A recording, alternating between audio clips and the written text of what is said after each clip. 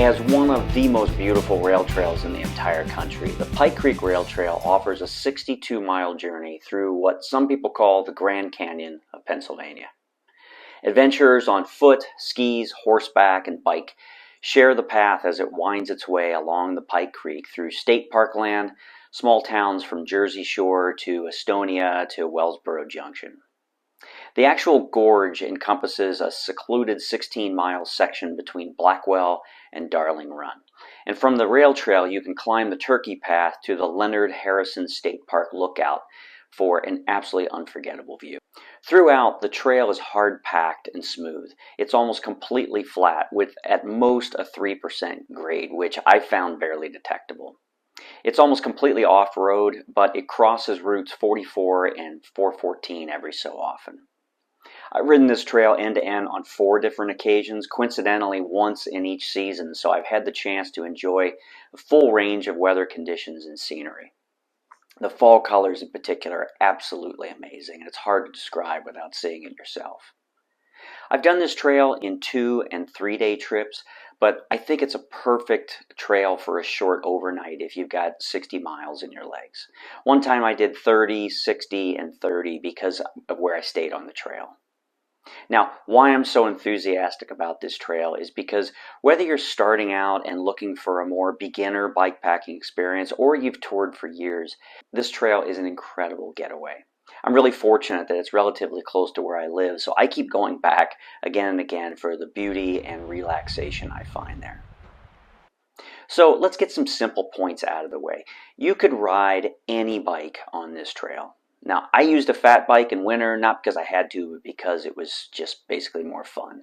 My Trek gravel bike was perfect in both dry and wet conditions. I see mountain bikes, cruisers, recumbents, e-bikes, basically anything. On one occasion, I encountered a little bit of mud, but nothing that would have made me feel like I needed really large tires or even a mountain bike. It's just really, really well maintained. The volunteers and the public organizations behind this do a great job at keeping this an enjoyable experience year-round. The towns of Wellsboro and Williamsport are both within short driving distance if you prefer more amenities or maybe other entertainment, but I think there's a real charm and beauty just right on the trail itself. In summary, the biggest challenge you'll have is developing a sore neck from trying to take in all the views. At pinecreekvalley.com, you'll find a ton of valuable information, including parking spots throughout the trail, of which there's many. During my rides, I've parked at both the southern and northern endpoints. Normally, I leave my car at the southern point at Jersey Shore, and I've parked there for 3 days one time with absolutely no problem. It seems like a really safe area. If you need shuttle service from either end of the trail, you could contact Pine Creek Outfitters. I haven't used them, but I've spoken with other cyclists who recommend them not only for the shuttle service, but they also offer bike rentals and other activities like kayaking.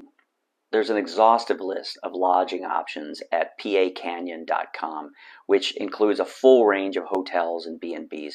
This also includes state campgrounds maintained through the Pennsylvania Department of Conservation and Natural Resources. You can make reservations there through their website or call ahead. However, I'd like to share 2 specific recommendations. One time I stayed near the northern end at a really beautiful, private, quiet spot called the Bear Mountain Lodge. It has the feel of a big house bed and breakfast divided into separate rooms, but each equipped with really great features. My room, for example, had a fireplace and a jacuzzi. So I wasn't exactly roughing it, but this was during the winter in the hot jacuzzi, which felt unbelievable after a day of riding in the upper 30s. However, my favorite choice is the Petticoat Junction campground near Cedar Run, just about at the halfway point, and it's right on the trail. It's run by an incredibly nice, hardworking couple who offer a full range of alternatives, including RV sites, tent camping, glamping, which I really want to try someday, and a few small cabins. I've been impressed by the cleanliness and family feel of this place. It's nestled into a beautiful bend of the Pike Creek itself with scenic cliffs all around. And if I'm making this sound idyllic, let me add to it. On my first stay there, I walked down to the creek just in time to see a bald eagle swoop down and snag a fish from the creek. Just took my breath away. The owners are always upgrading and improving the campgrounds, so I'm sure whatever I share here will only be better over the years. They've got a camp store, a bathhouse, they offer Wi-Fi and laundry services, and there's plenty of firewood. Another really nice convenience about this site is that you can drive to it, and then you could bike north or south if you'd rather not carry bikepacking gear with you. Needless to say, I give it 5 stars all around.